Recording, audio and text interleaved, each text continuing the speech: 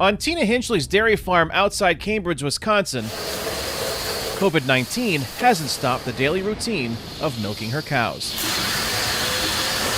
There is a huge demand. Historically, about 90% of the milk Hinchley and her family produces supplies Wisconsin's famous cheese industry, which, like almost everything in American life, has been upended by efforts to contain the spread of the coronavirus. When the restaurants and the schools and the universities had to close down because of this pandemic, 70% of the milk that was being made into cheese ended up halting production. Hinchley says it takes time for the food industry to adjust output to meet sudden shifts in consumer behavior, like a surge in demand for cheese portioned and packaged for supermarkets. It's going to take time before there's a conversion from a 40-pound block of cheese into string cheese, or taking the little single-serving pats of butter and making it into more retail selections for the consumer. Seldom does a consumer go to a grocery store and want to buy a 5-pound bag of shredded cheese. They want it maybe 1 pound at a time.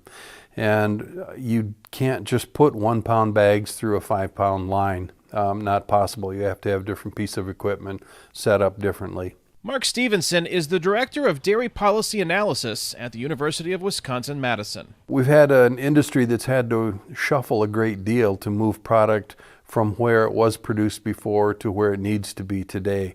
Which is why some items may be unavailable, a problem Stevenson sees as temporary. Mostly the amount of food that's been produced before is being produced now and is generally available to consumers.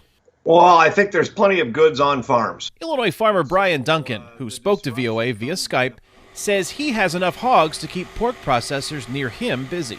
A COVID-19 outbreak forced the closure of a South Dakota processing plant that handles about 5% of America's pork output. Even with meat processors cutting or suspending operations, Duncan doesn't foresee long-term shortages of meat products.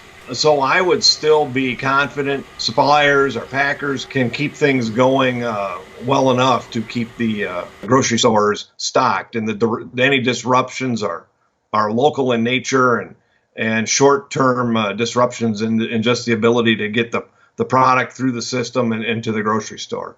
The product is there, it's the packaging that's the hiccup right now. This is the bump in the chain. If anything, Tina Hinchley says her dairy operation is producing too much at this point.